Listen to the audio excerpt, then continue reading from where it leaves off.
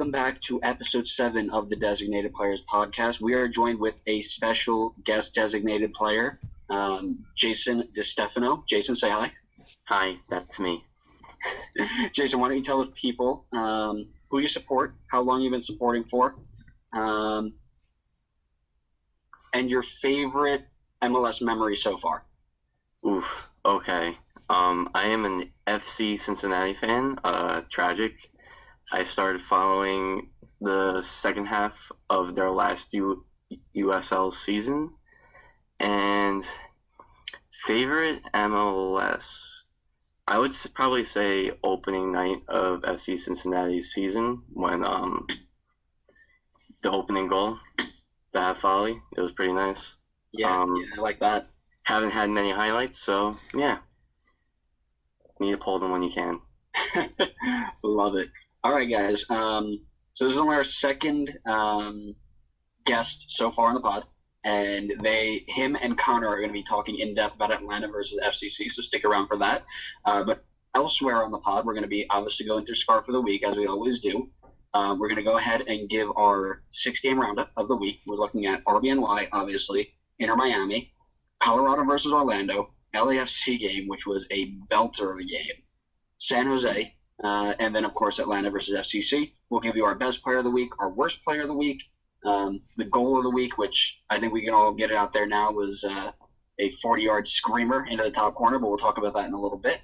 Obviously, we'll give you our fantasy segment, make our quick-fire predictions, and end with question of the day. So, without further ado, we'll let our guest tell us what scarf he's rocking for Scarf of the Week. Oof, I am rocking a Yankee Stadium pinstripe bull because this is the only scarf I had, so I figured it was fitting. Yankee Stadium. Which is fun, because that was the first game you ever went to, if I remember correctly. Yes, I was at the 7-0 game.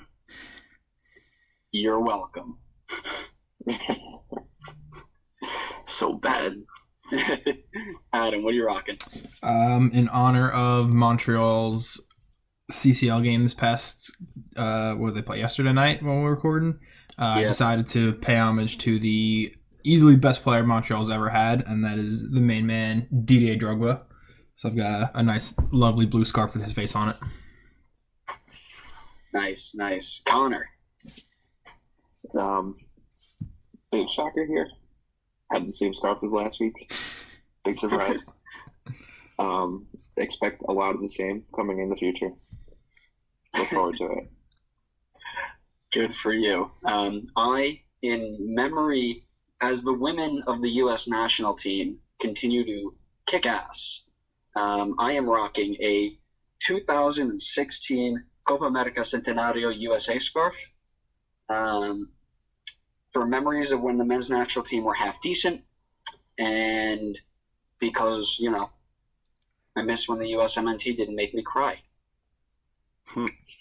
Moving right along to the 6-game roundup. We're going to start with RBNY versus RSL. What a game this was. And by that, I mean, I think I was on the edge of my chair for the entire game. Start off, Christian Caceres, 13th minute goal, getting us off on the right foot. And then about 7 million goal line clearances in the first half later, we ended 1-0 at halftime. Another couple of huge saves going on. RSL get a goal overturned by VAR and then score in the 91st minute to give us our first That's So Metro moment of the season. The comments I have for this game: survive. Red Bull were just living on the edge this game. Jensen, Duncan, Davis, all were phenomenal defensively, keeping the ball off the line in the first half. And I think it speaks to the gritty nature of what this team is going to be playing like this year. Again, we don't have the best players. We don't have a lot of DP names. And even Aaron Long missing right now is hurting our back line. So, and, with Segrist on the outside back, we got a lot of really raw, young, and just not that great talent. But we got people who are going to work. And that's what this game showed, is that these guys are going to grind out whatever result they're going to get. I think if they all band together, I think Sean Davis showed that he really deserved the captain's band this week. And for the season, this game proved it, because he showed that he's not afraid to go forward and back, get stuck into tackles, clear the ball off the line, do what he has to do to get a result. Yes, we didn't get all 3 points, but if you told me we were going to RSL and getting a point in the second week of the season, I would have been ecstatic. I felt like we were watching Montreal a lot, where they score the first goal and just say, all right, come get us. Whether the altitude kicked in or they were just tired or whatever, the high press that was working really well just kind of fell off. Segrist got beat up bad this game. I think we all knew that, anybody who watched it. But it was his second career game ever. All right. So, he screwed up and that's fine. But at the end of the day, he's got to learn from these mistakes and he's got to take that forward with him. And, we just signed that guy Pendant from France, which I think will be good competition for him. And if he doesn't raise his level up to where it needs to be, I think he'll fill in perfectly fine for us. I've seen little clips of him, and I think he can do a really good job out there. But at the end of the day, I think that there were a lot of little things that, could have gone Red Bull's way. I think in the build-up to the goal, I think there were some fouls that could have been called, but, that's neither here nor there. I don't think it wasn't they weren't fit enough. I think they just gave up the high press way too early. I think Armas knew it was going to be tough. He said it in his press conference, but I think that if they did what they did at FCC, where they pressed for the entire half and then sat it in the second half, we might have had a 3-point result here, simply because of the fact that we gave them 70 minutes essentially to go and just say attack, attack, attack. We had a few counterattack options, but other than that, it was just one-way traffic. Player of the game for me, up until the 91st minute, it was Armor Tarek. That man was putting out fires all over the field, and I thought he had a great game. But Kralik scoring the tying goal in the 91st minute, I got to give it to him. Worst player of the game, no question.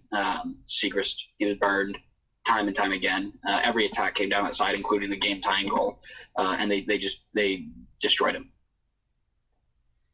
So does that make you worried that they sat and pretty much waited for the counterattack going into week 3 against the Minnesota team that is just scoring for fun right now? No, because I think Armas went into this knowing that the altitude was going to screw us up. And I think that he also now sees that Segrist can't just be a pure defender. He's better going forward and back. And he'll work with him and he'll teach him. And I think we'll learn from these mistakes. Granted, Montreal is playing out of their mind right now. So again, if we go to Montreal and pull a point out of this, I'm ecstatic. But I'm not worried per se, also because it's just the third game of the season, right? Like, we got tons of time to improve. And I'd rather lose games on the front end than on the back end when it matters. Fair enough. Yeah, DC, we'll see what happens going into Minnesota. I think that's your first real test. Yeah, for sure. I think, I think it'll be a good test for the guys. The young guys to go in. This is their second Western Conference away game of the in 2 weeks, so they're gonna have to learn real quick how to get adjusted to that type of stuff. DC, Miami. I mean, we scored. Granted, it was only 2 games, but second minute, Rodolfo Pizarro, showing why he is worth the money we brought him in for. It was funny. If you watch the goal he scored and then you go back to watch the first game at LA, the sequence is almost identical. The only difference was the defender in the first week ended up blocking the shot, but that same little cross across the box, cut back for Pizarro on the back post, putting it in. And I gotta say, for an expansion team playing their second ever game, they don't look like an expansion team. I'd say they improved drastically over their week 1 performance. They controlled most of the first half, but when unfortunately they look to go 2-0 up, VAR says no, not today. This isn't the way we're doing things. Ends up giving Ramon Torres a straight red because he handed the ball in the build-up up to that goal. And then DC go up the other end and score twice in about 3 minutes and end up winning 2-1. So not the ideal start for Beckham's new team, going 0-2 to start the year, but I think the pieces are there for them to definitely build on, and they're only going to get better. I still think they need someone up top. I've seen Robbie Robinson 2 games now. He needs help. Juan Agadello's obviously there, but I mean he doesn't do it for me. I also have to give credit to the Miami backline because Robles only made, I think, 1 save the entire game. They really limited DC, especially being a man down for most of the game. Yeah, I mean, the bits and pieces of this team are coming together. I think Lewis Morgan playing on the wide is probably the player of the season so far, 2 games in for them. Lewis Robles, obviously, but attacking-wise, I think Lewis Morgan is going to be way better than I initially gave him credit for. And now they get to be in their home opener this week, which I'm very excited as they host a Galaxy team that existed week 2. They went out there and they were on the field. And I'll just leave it at that. And did Robbie Robinson get hurt? No, they took him off like 60-ish minutes for Agadello. Their substitutions were really weird this game. So normally, obviously, when a center back goes down, a center back will come in and you'll take off an attacking player, especially when 1-0 up.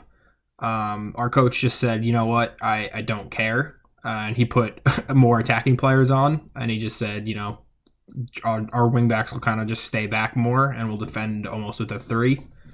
But he knew, he's like, we're just going to keep attacking and try to play our game going forward. Interesting. I'm just looking something up because I could have sworn I saw him go down and they took him out. He came out in like the first half. He might have. Ola Kamara, Joseph Mora, and Inter Miami's Robbie Robinson all departed before halftime due to injury.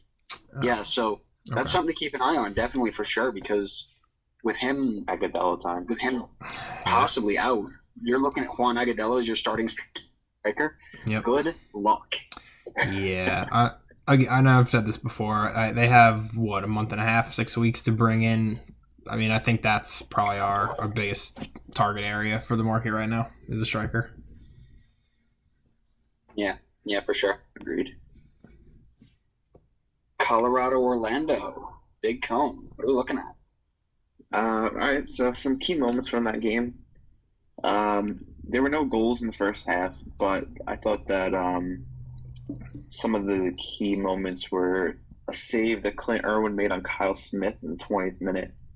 And then 15 minutes later, Galice made a nice save against Shinishiki.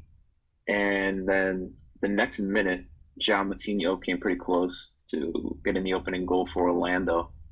And overall, in the first half, I kind of felt like a surprising amount of attacking from Orlando. Obviously, nobody was able to finish anything off, but I thought there was a lot of promising stuff from them. I think that they still have a lot to improve on, but they looked sharp coming out. And then Colorado had a couple of chances as well, but, same problem as Orlando. Nobody could finish. So then we get into the second half, and finally the goals start rolling in. And Eunice Namli got their first one in the 65th minute. And it was a great goal for him, honestly. I thought it was going to be goal of the week until, obviously, Jacob Glesnes decided to, shatter everybody's dreams of goal of the week. Also probably goal of the year. But it was a nice play. He took the ball, dribbled through a couple of defenders, and then took a shot from outside the box. Great goal for them to get things started in the 65th. And it honestly looked like they were going to hold on to it cleanly throughout.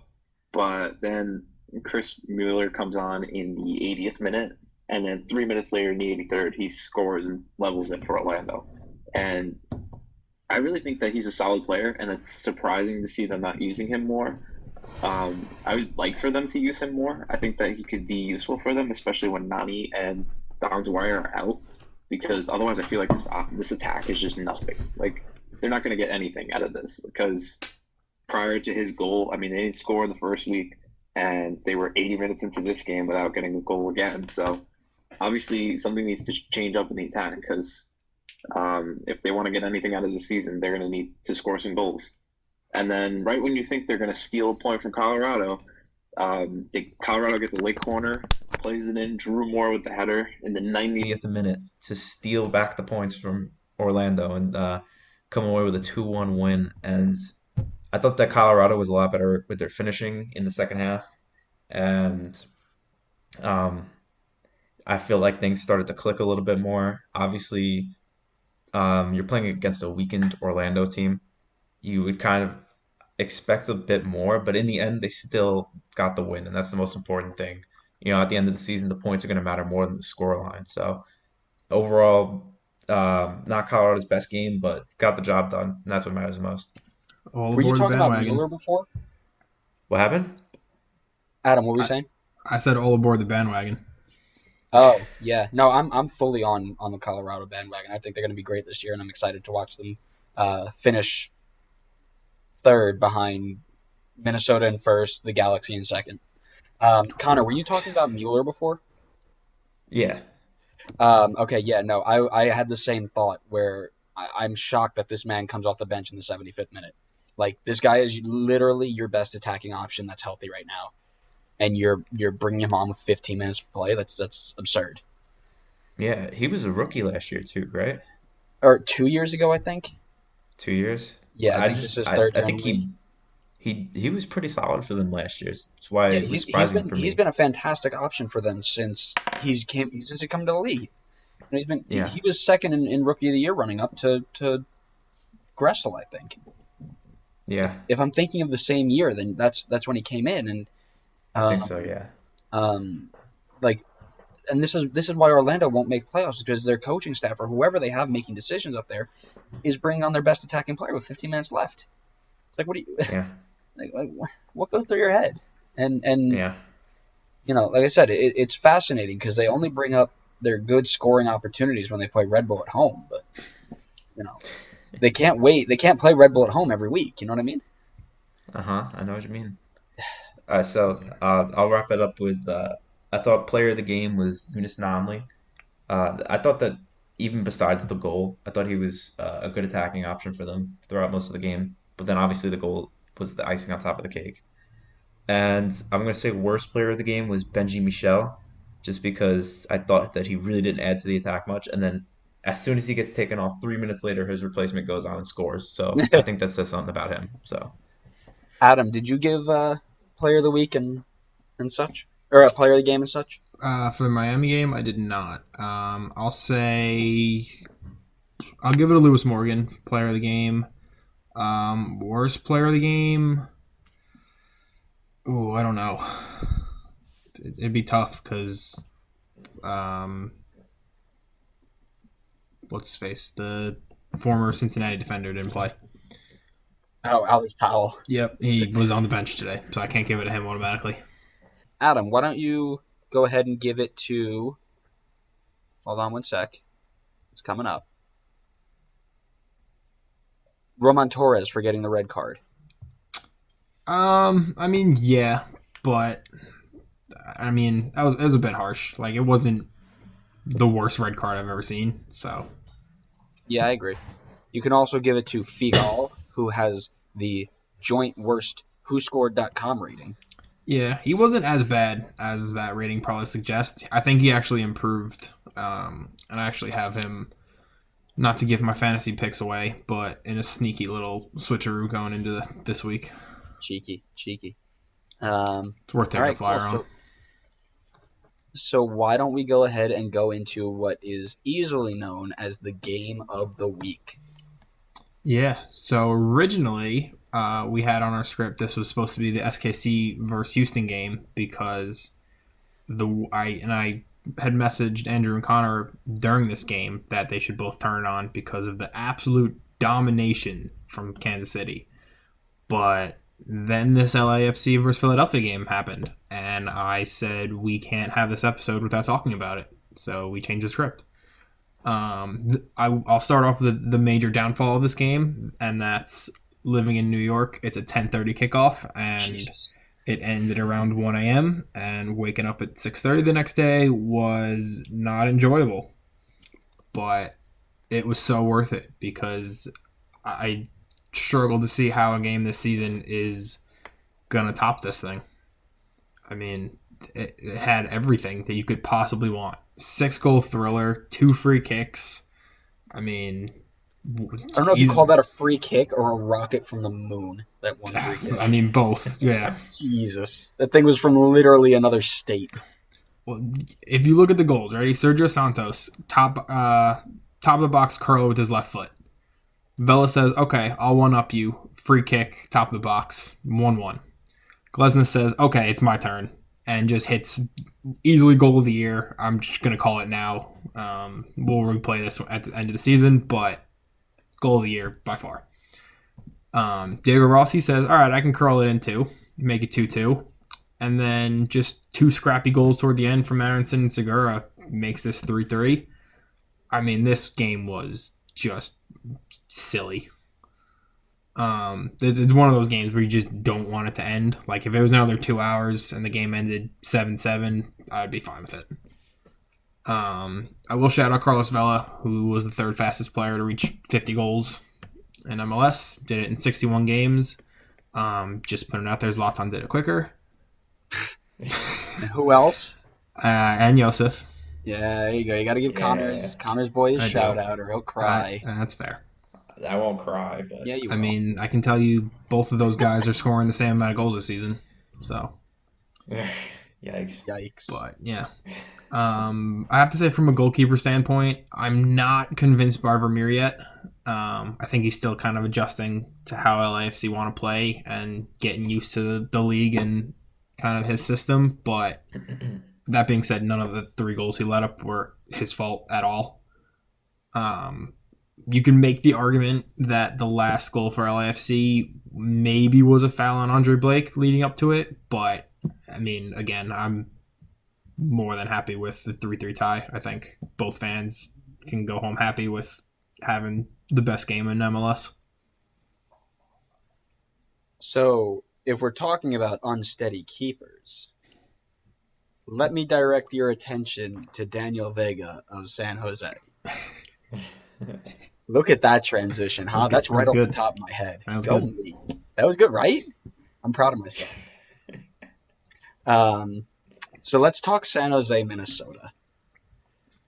Opara starts off strong with a corner on the 13th minute. Big header, not at home. Man's unmarked. Nothing good old Vega can do. PK gets given after a VAR decision on a foul on Tommy Thompson. Eriksson tucks it home. Jan Gregus hits a rocket that beats Vega low. Amaria gets a goal from another header. Then Amaria misses a PK, and the follow-up is put away by Lode. Deflected goal from Vaco goes in. And then Opara climbs high and nods another one home for the 5th. This game ends 5-2. I think this actually can challenge the Philadelphia LAFC game for a close second. It definitely didn't beat it, but it was definitely the second best game. So my note for this one, Minnesota can do it on a cold, rainy day in San Jose. The first 15 minutes was easily a Minnesota game plan, just to sit in, absorb San Jose, get acclimated, because they knew San Jose was coming off the buzzing feeling of getting that tying goal against Toronto. So they're like, all right, we're good, we're going, we're moving. And they're like, okay, let him come out strong, and then we'll go at him. And once that was done, they just opened the floodgates, and every time they shot the ball, it felt like it went in. We talked about San Jose, right, and how we thought that they were going to struggle this year because they went out and did very little business, and everybody else around them got better, and you really saw that here. Their back line was abused. Their goalkeeper is awful.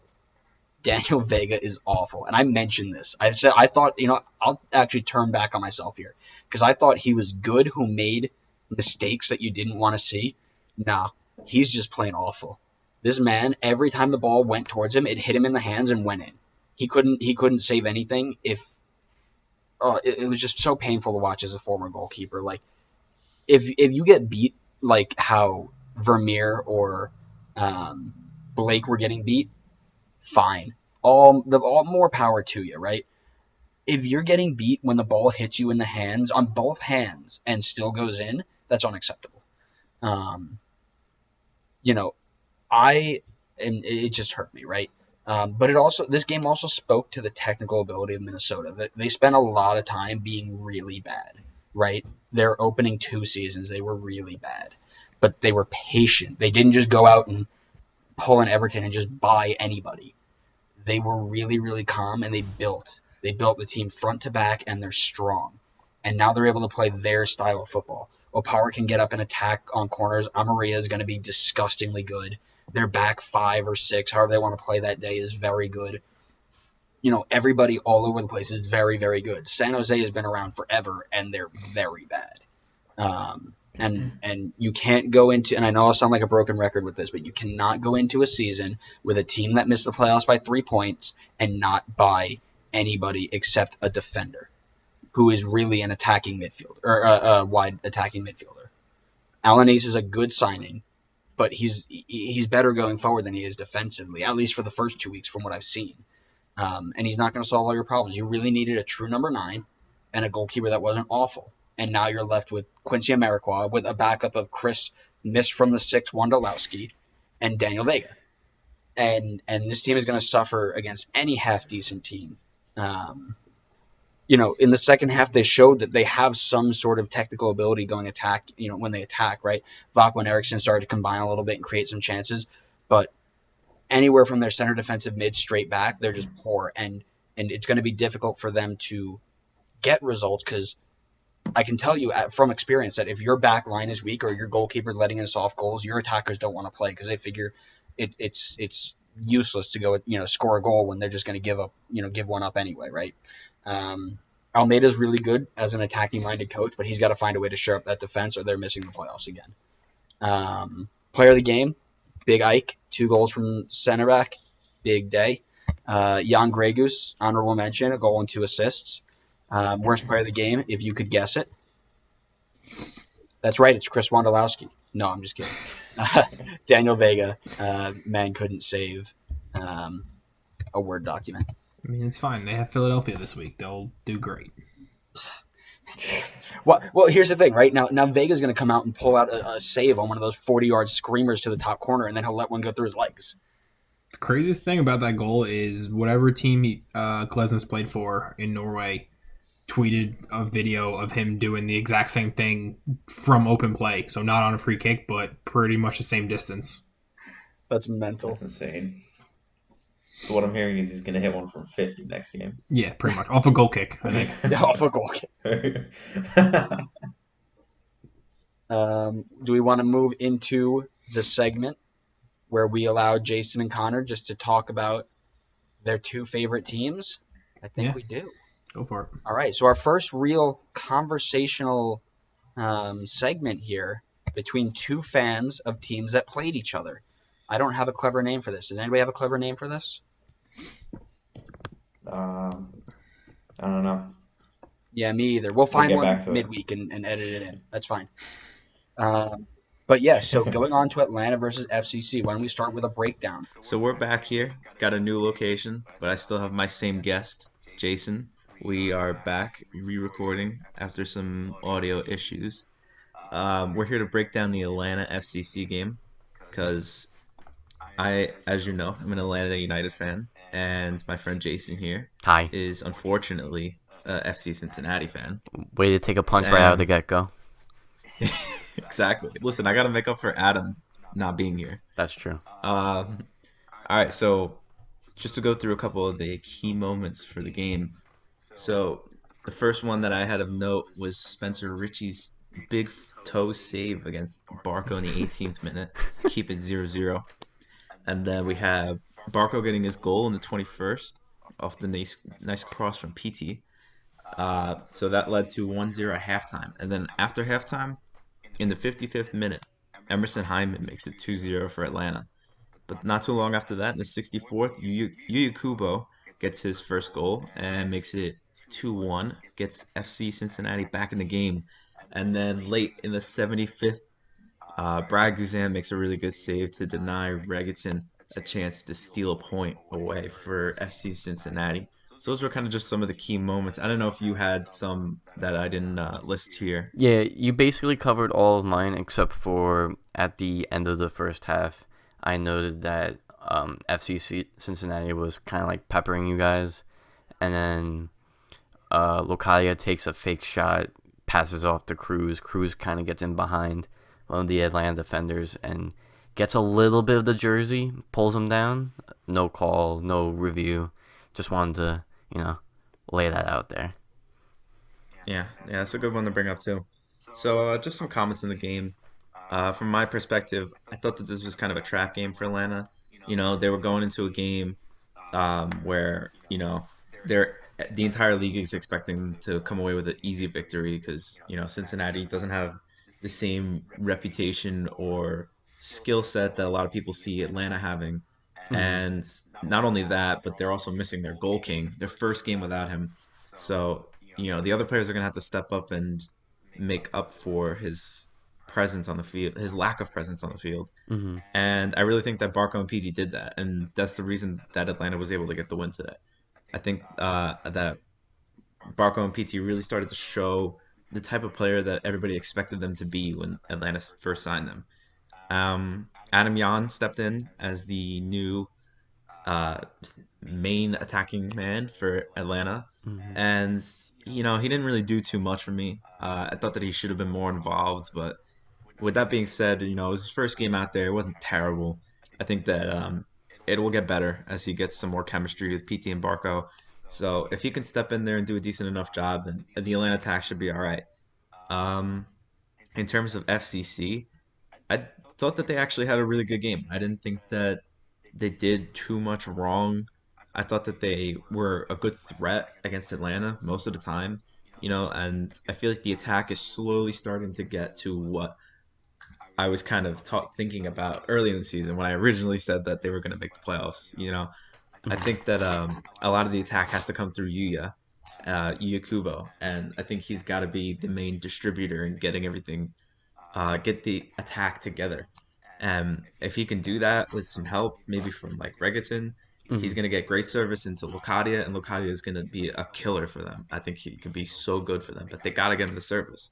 And they didn't do that in this game, and that's why Locadia was kind of not much of a threat too much. So what about you? What were you thinking? Yeah, so I agree with you on those last points for FCC. I thought that the first half, Locadia was kind of like the focal point at like getting the ball down, marking it off, and passing out to try to start the attack.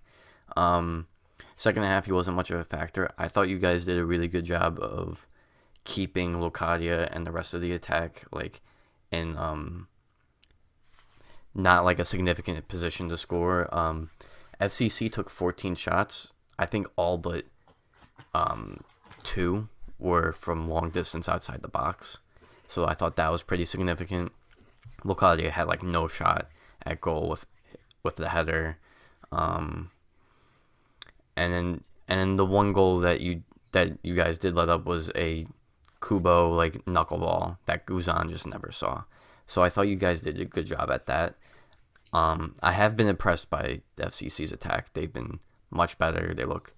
There's definitely a lot more skill on the attack than last year.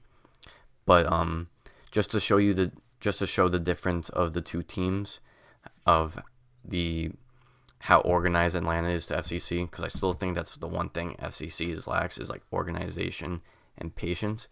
Atlanta passed 617 times to FCC's 450, and most of FCC's passes were long distance passes, trying to go for the long ball, and I think that's where they kind of fail because the center backs don't really hold on to the ball, whereas you saw Atlanta for like the first 15 minutes of the game, they were just passing it through the back line, waiting for something to open up, and that's when eventually Pity takes the ball, and makes a significant pass.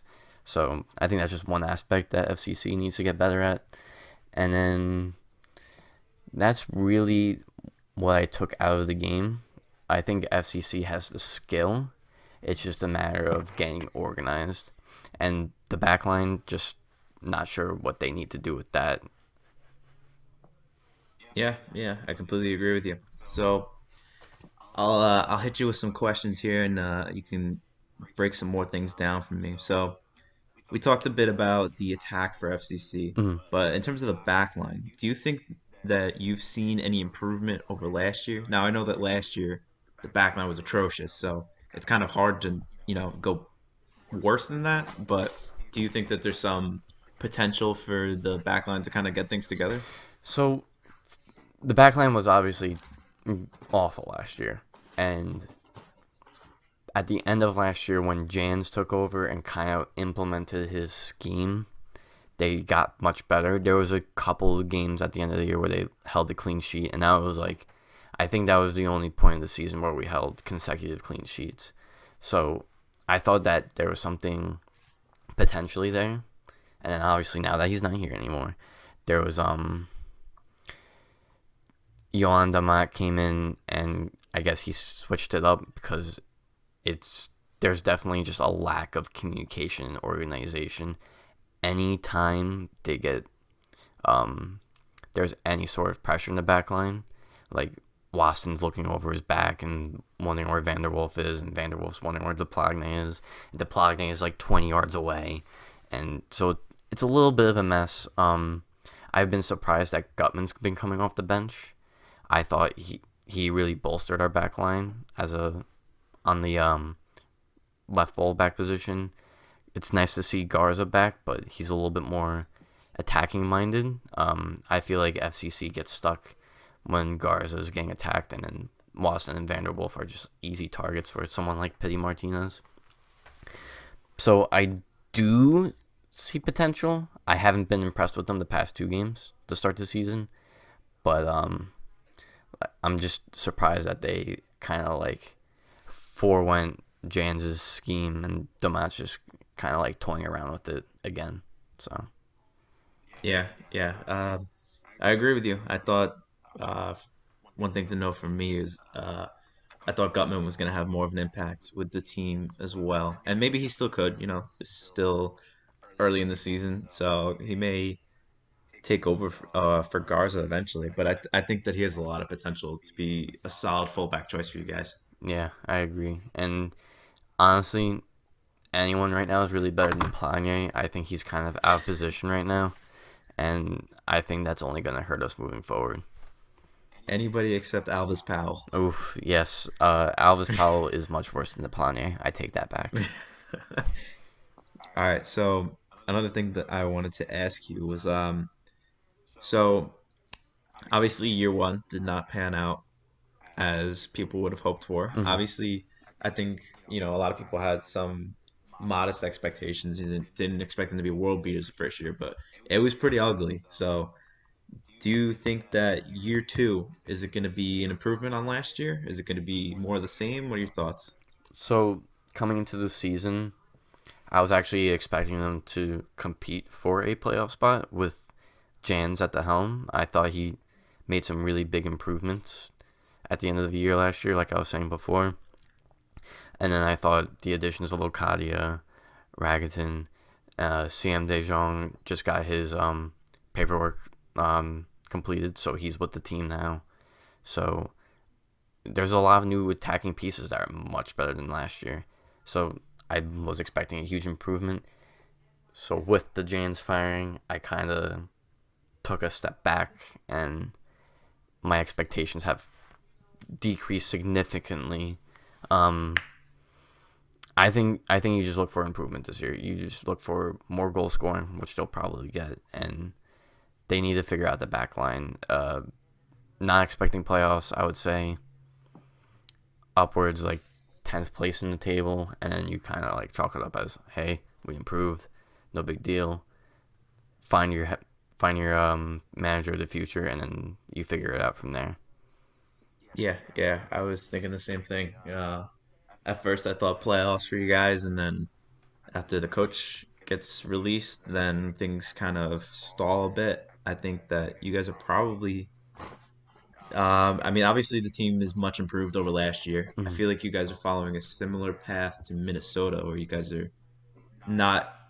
jumping out right at the gate like Atlanta did, bringing in big guys, but you guys are Mhm. doing it a little bit slower. But obviously that's working out big time for Minnesota now. So Oh maybe yeah. that's the way to go. So maybe once you guys find that coach, it'll really start to take off for you guys. And it works right now because now that the MLS is going through a little suspension with the games, it gives FCC some time to really like hone in on what they want to do. I think they really need this, so it could work out for the best. Yeah, I think so too. So one last thing I wanted to ask you. So um, if you've been listening to the podcast, we have a certain podcast host that has a lot of animosity towards, uh, as he calls it, DFFC, Dumpster Fire FC. Oh my god. So, wanted to know if there was anything you had to say to our lovely DP host, Adam. I All I have to say to Adam is that you gotta give us a chance. A lot of the fans have been patient, so he just needs to be patient. I know. I mean, it is frustrating. I mean, there's not much I can say because we haven't shown much yet, but the team is much better now this year. A lot more skill. It's going to be a lot more fun to watch. So just sit back, relax, and let's see what happens. If we get a new manager, this is a whole new team this year. So You heard it here first, Adam. That's for you. and All right. Was there anything else that you wanted to add before we get into our player of the game, the worst player of the game? yes, I actually wanted to ask you. He came in late in the game. I wanted to see what you thought of Rosetto's debut for Atlanta. Yeah, that was something I forgot to mention, but Mateus Rossetto made his debut for Atlanta finally after figuring out the visa issues. Hmm. In preseason, he was electric when he played in the one game. He looked really good. That got all the 17s hyped up. They were excited to see him. Then obviously the visa problems held him off the field for a while. Hmm. But, coming in for his debut, he's coming in as a sub pretty late in the game. I don't think that he made much of a difference. It was easy for me to forget that he was on the field. Hmm. But it was a late sub. I'll be willing to give him more time. I really want to see what he can do from the start of a game. Like starting the game, seeing how he can control things. But as long as Hyman keeps scoring goals, I think Rosetta's going to keep finding himself on the bench right now. Yeah, I agree. I remembered him coming in, and I was watching the Atlanta stream, so they were kind of bugging out.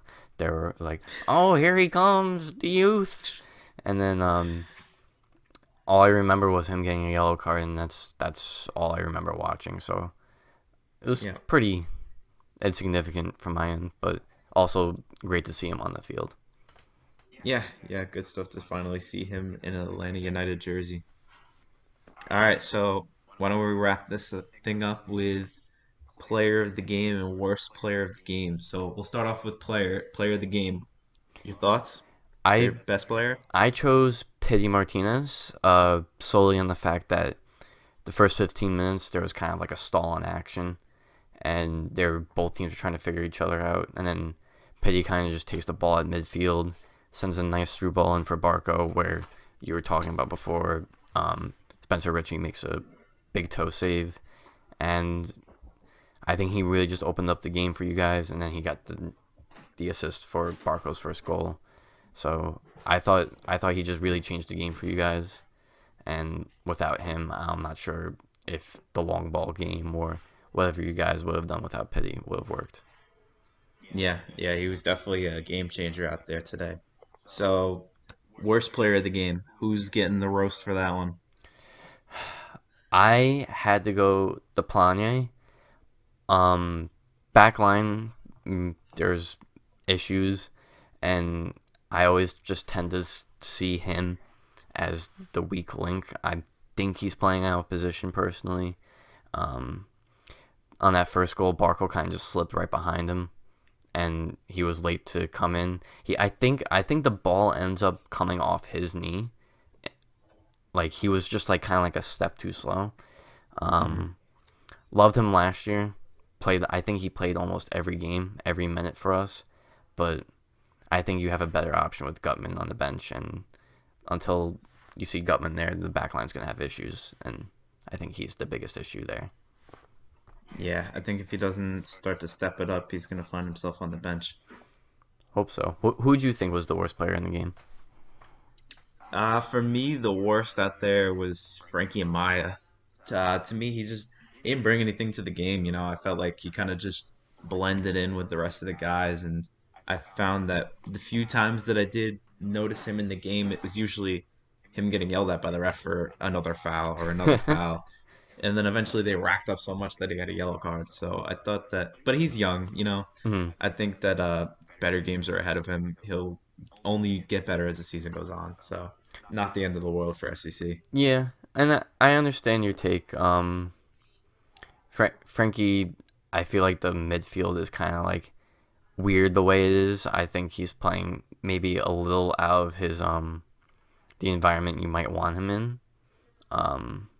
But yeah, no, I agree. He was pretty insignificant at the end of the game. Yeah. Uh, and then my best player for me was Barco. And, it was tough between PT and Barco. Both were really good. Mhm. I just thought that Barco added a ton to the attack. He did it on the box score too. He got the goal and the assist. Um, the only thing I would say against him was at times it felt like he was trying to do a little bit too much. A little bit too much dribbling, getting himself into some tough positions and giving the ball away. But otherwise, I thought that he looked electric, and he's finally looking like the huge signing that Atlanta was hoping he would be. There you go. Yeah, I was gonna say Pity and Barco. You could have went either way, but yeah, I agree. Did you have a favorite player from Cincinnati that game? Um, yes, I actually liked a lot of what Yu Kubo was doing. I know that I feel like he could have done a bit more, but he got the goal for them, even if it was a little weird with the knuckleball and everything. But I saw glimpses of him like really controlling the attack, and I Hmm. think he could really be that spark for FCC. I really look forward to watching him. Hopefully, if the season happens again. Yeah, I couldn't agree with you more. First half he was kind of a non-factor, and they went through Lucadio more, and then Hmm. Kubo kind of came in the second half and started playing a more centered role, and he really held onto the ball more and really looked to make moves in midfield, and it actually worked out. He made a lot of he drew a couple fouls I remember early on in the second half and really made Atlanta defend him. So I thought he was probably the best player for Cincinnati that night. Yeah, that's some good stuff. All right, well, thank you for coming on and discussing some Atlanta FCC with me. Anytime, FCC you want a breakdown, I'm here. Well, you're the guy. You're our FCC guy, and I'm sure we'll have you back when RBNY play FCC, or maybe the reverse, like for Atlanta FCC. Looking forward to FCC getting its revenge on RBNY and beating them 4-0. You heard it here first. Yes, yes, I'm looking forward to it. I hope they do beat them, and I hope you come on and you roast Andrew, roast him good. I've been holding it in for so long. There's been so many close games with RBNY already. I'm just looking forward to it. All right, well, thank you again for coming on. Thanks for having me. Appreciate it. Yeah, yeah.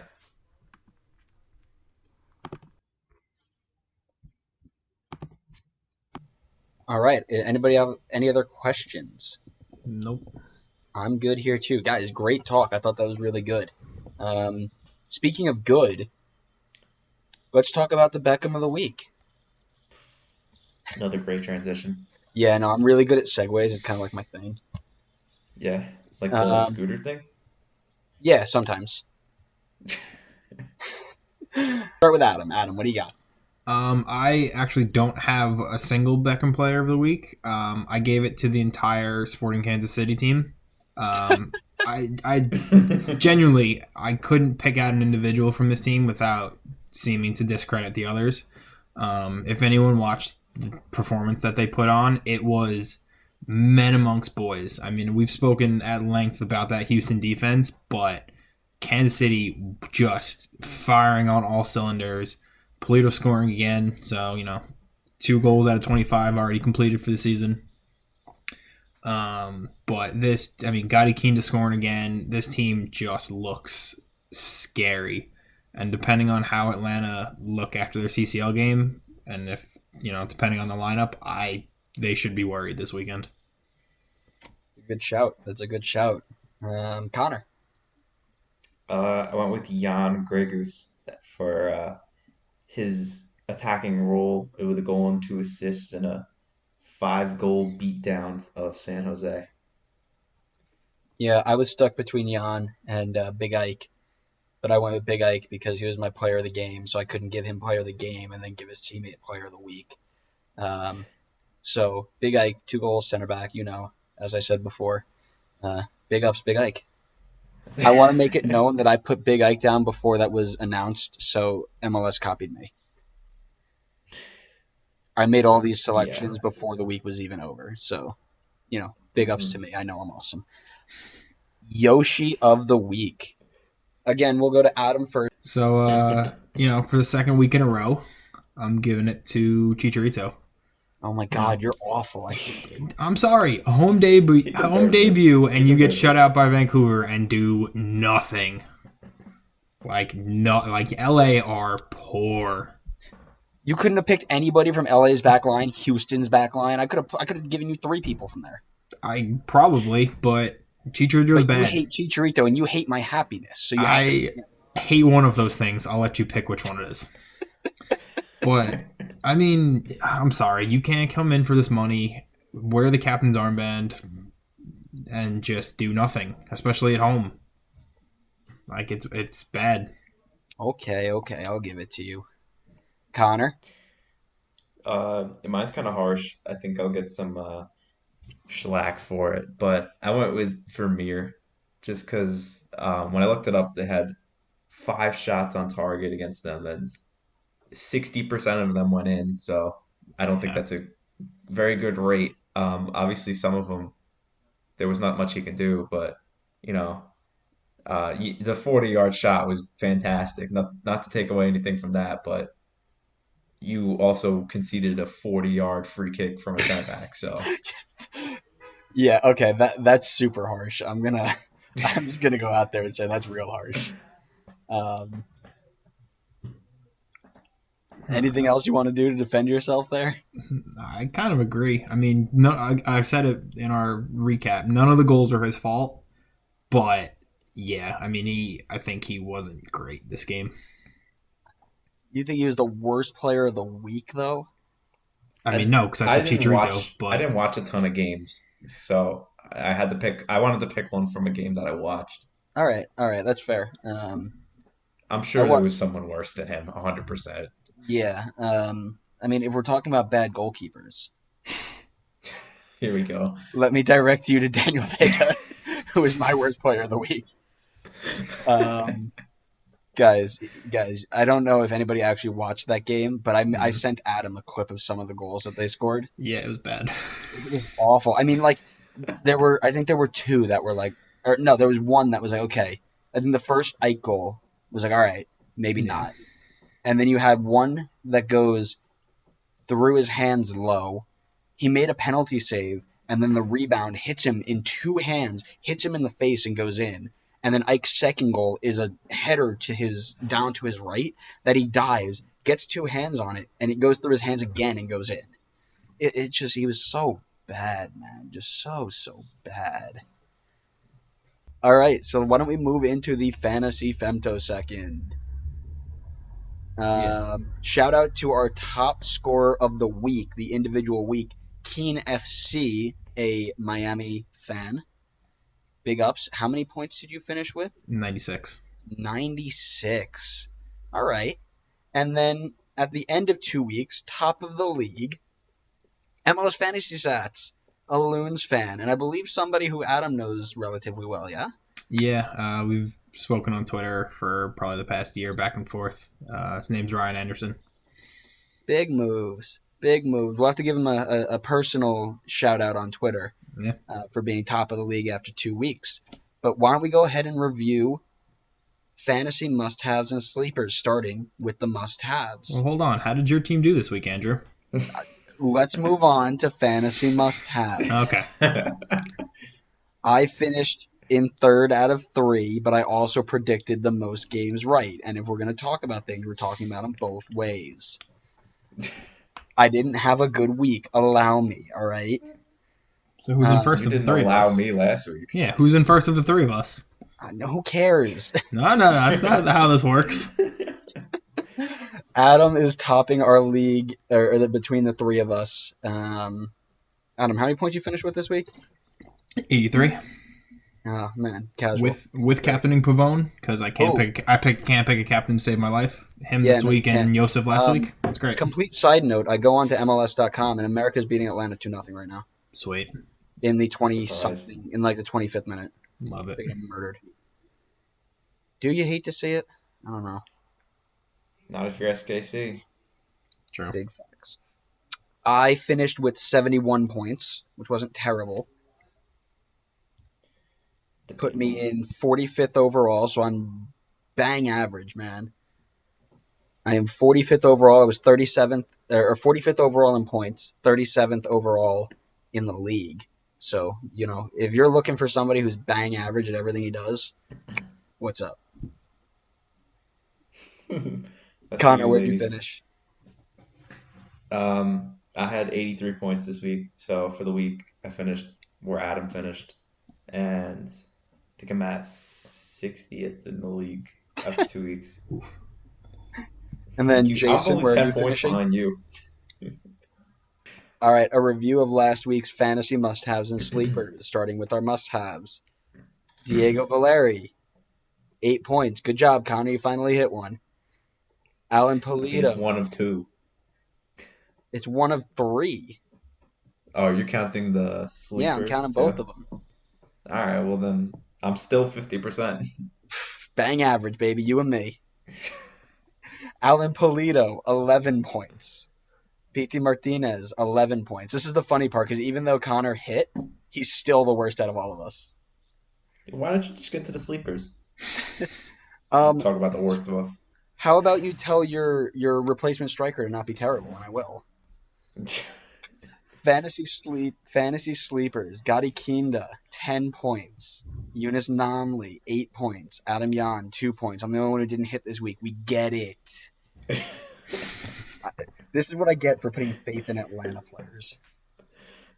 You just put faith in the wrong Atlanta players. I did, because I had PT, and I took him out. Or not in PT. I had Barco, and I took him out. Which is a poor decision on my part. But week 3 is a new week. And we have new must-haves for you and new sleepers for you. Adam, who's your must-have player this week? Luis Amarilla Oh, I like home that. at home against the Red Bulls team that contains Segrist and Tim Parker, who are awful. God, Tim Parker is literally one of my least favorite players right now. What's going on with Aaron Long? How long is he out for? Literally, no idea. Okay, They cool. said it was a knock in preseason, and I have not seen his face all year. Okay. He might be sold already, and they just haven't told us. That's fair, probably. Connor, must have. Well, it took 3 weeks, but we are finally at the moment where you must have the golden boot boy, Gyasi Zardes. Oh, God. goodness. Must Oh, have. Lord. Goodness. Why? And Give me a absolutely. pitch. They're playing RSL. They're home. This is RSL's first real test, and I have no faith in their back line to stop them from scoring. I Yeah. agree. But here's why I'm going to say you stay away from him and you go double Seattle this week. Jordan Morris against Houston's dumpster fire of a back line.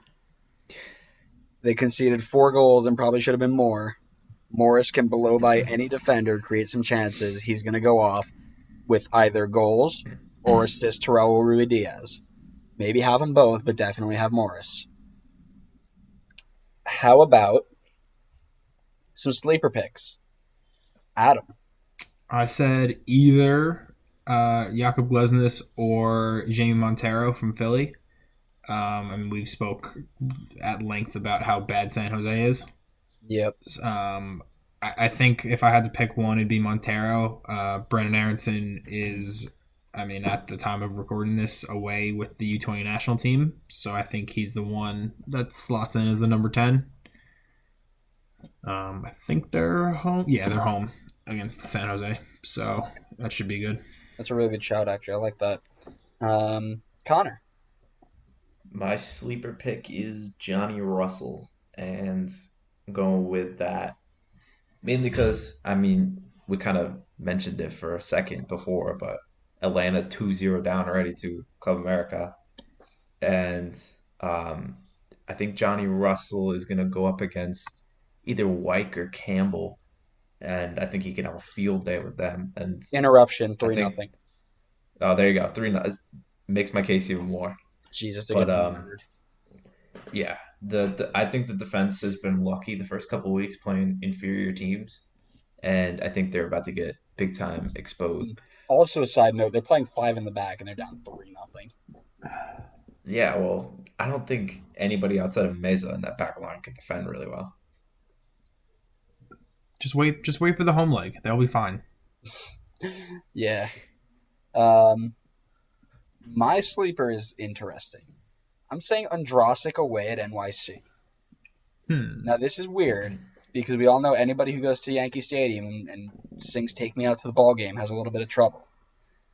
However, New York City's back line, bad. Tiny field, lots of chances. Andrasic's a little bit of a poacher. Might get a ton of chances up there. That's why I say you throw him on your bench, you get a cheeky switcheroo. Sleeper pick Andrasic. Just a note for people. No LAFC and no... Who's the second team that's not playing? Montreal. Montreal, yeah.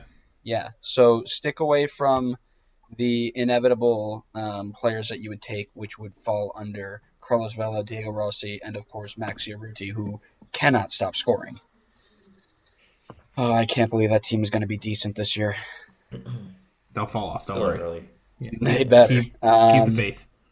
Predictions. Adam, go ahead and gloat. Okay. So, I know the three of us do our predictions every week, just as the three of us, but MLS obviously does their Predict 6. And, lo and behold, 9 out of 12 correct predictions, sitting at numero uno for week 2 is this guy right here. With the Drogba scarf on, right here. Are you pointing at me? No, you don't have a Drogba scarf on. Yeah, So, I love my country, damn it. I don't know what it has to do with. Okay, but all right. But yeah, number 1 overall for MLS. I'm eagerly awaiting the email to tell me that they've hired me to just do this professionally. Yeah, that'll be the day. So For our predictions last week that we do in-house, who finished? Oh, that was me. I finished on top. 9 points this week. Remember, 2 points for spot-on prediction, 1 point for the outcome, so win, lose, tie. 0 points if you get it completely wrong. So I came in first, 9 points, got 2 correct outcomes and 2 correct score lines and a lot of, I think 1, 2, 3, 4, 5 different outcomes of the 13 games. That's 7 out of 13, not too bad. Second place, not Connor. Adam, you didn't finish dead last this week. Good for you. No, I finished first. Didn't you hear me? Adam finished with 7 points because he changed a ton of his predictions on here on the pick 6. Yes, I did. So he covers the spread. Mm-hmm. Smart. One correct prediction, and 1, 2, 3, 4, 5 results, and then Connor 6 points, 1 correct prediction, 4 results correct. So that leaves us overall with Connor at 17, I'm at 16, Adam all the way down there with 11 points. 5 back. Yeah, yeah, sure. Yeah, that's not bad. So this week, here are our predictions. Boys, you ready? Yep. Let's do it. Ready. New York City versus FC Dallas. Adam. 2-1 Dallas. Connor. 3-1 NYC. 1-0 FC Dallas. Miami Galaxy. 2-1 Miami. 2-1 Miami. 1-1. Toronto Nashville. 3-0 Toronto. 2-0 Toronto. 2-0 Toronto. All right, we have no faith in Nashville. With that strike force, why would you? That's fair. Columbus RSL.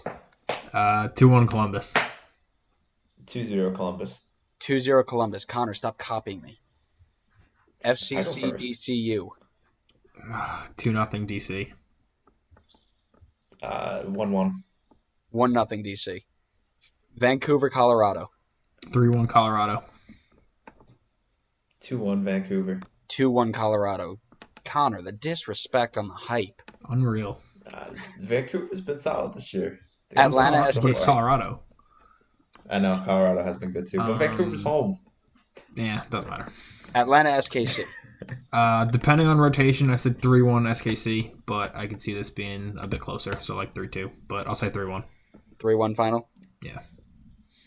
Yeah. 3-1 SKC. 2-2. Philly versus San Jose. 3-0 Philly. 3-2 Philly. I've got 2-1 Philly. Orlando, Chicago. Some form of a draw. This game's going to be awful. I think Nani and Domdar come back, but pick a 0-0, 1-1, 2-2, whatever. It's going to end in a draw. 0-0 because I hate both teams. 1-0 Chicago. I had 0-0 as well. See? This game's going to be Jesus awful. It's I a bad think game. Orlando is specifically shooting for 0-0 results this year. Yeah, I'm not impressed with Chicago going forward, and Orlando are awful. Houston, Seattle. 2-0 Seattle. 2-1 Seattle. I also had 3-1 Seattle. New England, Portland. 1-1. Yeah, 1-1. I also had 1-1, you losers. Minnesota, RBNY. Sorry, Andrew. 3-0 Minnesota. 3-1 Minnesota. I also had 2-1 Minnesota. I don't have any faith in these guys. Yeah. Good for us. That was quick. That was easy. Question of the day. So, a little bit of backstory on this. I don't know if any of you guys watched the Beckham experiment. I haven't yet. So it was pretty good. It was very interesting, and it was really crazy if you guys watch and take note of this, and it's something to notice. How many parallels there are to Beckham and Zlatan. It's weird. Both players came in, massive hype around them. Beckham, easily the biggest signing MLS has ever had at that point. Zlatan, you could make the argument, in recent times he's probably the most accomplished player, if not skill-wise, toward the top. But came in, were hated by the media. Beckham, because he was injured when he first came in and didn't play for the first 2 months that he was at the Galaxy. Zlatan, just because he's arrogant. Teammates have come out and said we don't like playing with them, or they think they're arrogant and they think they're better than this league, and which I could argue was true both for Beckham and Zlatan. Zlatan came in, tore it up, and Beckham, yes, won MLS Cup, but had support around him. Zlatan, I don't think did. So, Sebastian, legit looking at you, because you don't question Zlatan when you don't play a single game in 5 years for West Ham. Just don't do it. Know your place. So my question to you is, would you rather play on a team with someone who's got a bad attitude but does whatever their job is on the field? So I'll use Zlatan as an example. So his attitude sucks, thinks he's better than league, but bangs in goals on a weekly basis, or someone who's, nice, gets along with his teammates, media darling, but doesn't do anything. Follow-up question. Is it only on the field he's a tool, or is it he walks into the locker room, doesn't look at you, and is just nobody deal with me? It was I wrote this question with kind of that Zlatan personality in mind. So someone, who's outwardly said he's bigger than MLS. I don't know if he had said he's, better than his teammates, but I mean, I have to assume that he thought he was, just because he is. But no, I'll say, doesn't look to fight with his teammates, but doesn't go out of their way to hang out with them after training. Comes in, does his job. You might not like him as a man or a person, but is doing is on fire once he steps on the field? Well, this is an easy one for me. I go with the latter. I go with the guy who doesn't cause an issue and or is good to people but not good on the field, because that's what I was. I was not a good player, but I am not. I was able to bring a locker room together and make a team play better just by being a good person, I guess. And I guess it also depends if you have one of those already. So like for me, there really was never somebody like that. So I had to be that person. But if there's somebody there, then it kind of changes things. But for me, I'll take a person who isn't the best, but is a good person to his teammates and the media and all that stuff, and will work hard maybe in training to do what's right, and then maybe not produce in a game. Okay. Connor? I'll say I'd rather have a Zlatan on my team. And I'll say that because I feel like I would try to use his arrogance as motivation to try to train harder and get to that level that says like, hey, you're wrong. Like this, you have teammates that are good enough for you. And I think having someone that's at a higher skill level will push more to improve and kind of match him, especially if you're like, I really want to prove this guy wrong. Mm-hmm. I also think that it makes people want to play more, because I've been on teams where people have walked off of the field because somebody walked in, thought they were better than everybody else, and were like talking down to them, and they walked off the field and they didn't want to play anymore. So Sebastian Lletget had said there were training sessions that he was with Zlatan during, and there were points where he wanted to just take his cleats off and walk off. Like I don't know what necessarily caused those feelings, but it was definitely something he considered doing at one point. I just think that in this situation, I feel like if I had, because this is a job for them, so Mm-hmm. I'm trying to think about it as if like I had someone at my job that was like amazing at their job and was just like super great, but was super arrogant and was like just a total dick. I almost feel like I'd be able to put up with it just for the fact that he makes my job so much easier if he's really good, and it's like if I have it the other way around where it's like, oh, this guy's such a great guy, he's so great to be around, but he sucks at his job, and that like hurts all of us, then it's like, well, yeah, this is great, but it's like, how long is this going to be great for before we're all out of a job? Mm-hmm. So I don't think it's necessarily that he's not performing on the field, because he can have a different role that he's good at. And again, I go back to myself where I played 15 minutes my senior year, but I had a really important role that was crucial, that I needed to be a good person. You know what I mean? Yeah, so I kind of took it as like someone being on the field and just sucking. Yeah, so and not to hammer these players over and over and over, but when I was writing this question, I was kind of thinking of someone, not to keep comparing them, but like a Chicharito, who was brought in to be that lethal goal scorer, and that was kind of like his only job. Like, yes, he's going to be media darling, publicity, whatever, but on the field wise, your job is to score goals. That's the only reason we're paying you millions of dollars. And if you don't do that, why are you here? Yeah, that's fair. I think everybody will take that differently.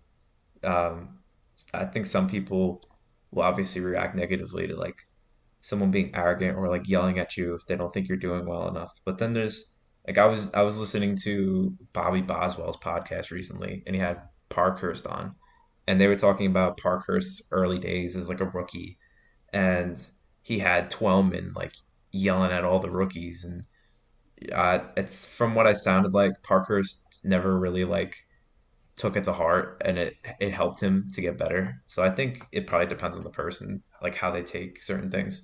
Yeah, I was about to follow up with that same comment. Was that if you put a group of guys together who all respond positively to negative reinforcement, somebody showing up and saying you suck, get better, then it won't be an issue. The issue is when you have a mixed group of half the team respond positively to that and half the team who don't. That's when the issue comes. So it depends on what the team is made up of as well. Yeah, I mean, Zlatan scored 30 some odd goals his last season. The entire Galaxy team, I think, scored like 52.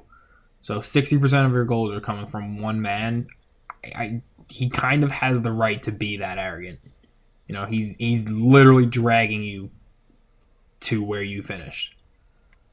I agree, and I was kind of a combination of both, especially going into college. I was, the nice guy. I would never really yell at people, but if you were, messing around, not working as hard, or you weren't taking it as seriously as I thought you should be, I'm gonna yell at you. And as soon as we step off the field, if you just continue to mess around and do what you were doing on the field, I'm gonna lay into you and let you have it, and basically rip you a new one. Totally. So I was just interested. Yeah, I think that's a great question. That's really good. It makes you think a little bit. Yeah. Craziest thing, just to add on to it, and you guys will see this when you watch, and I recommend all our viewers to watch that, because I think it was really, really well done. And I initially, when I saw the commercial and the promo for it, I thought it was going to be like a mini series, but it was just a 1 hour kind of thing. I would have liked to have that, continue on. But I have to say, the amount of hate that David Beckham got for leaving the Galaxy on loan to go to AC Milan blows my mind.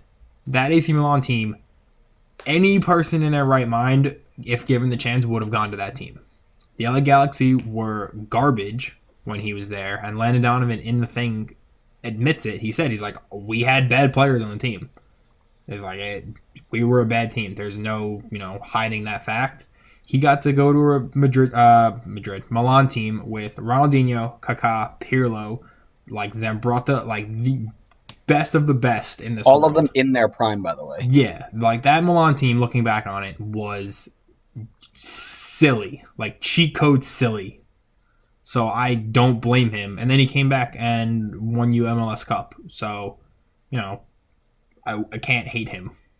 No, of course not. But crazy to think what Zlatan could have done had he stayed, and they actually, helped him. Because Beckham struggled, they gave him Landon Donovan and Robbie Keane.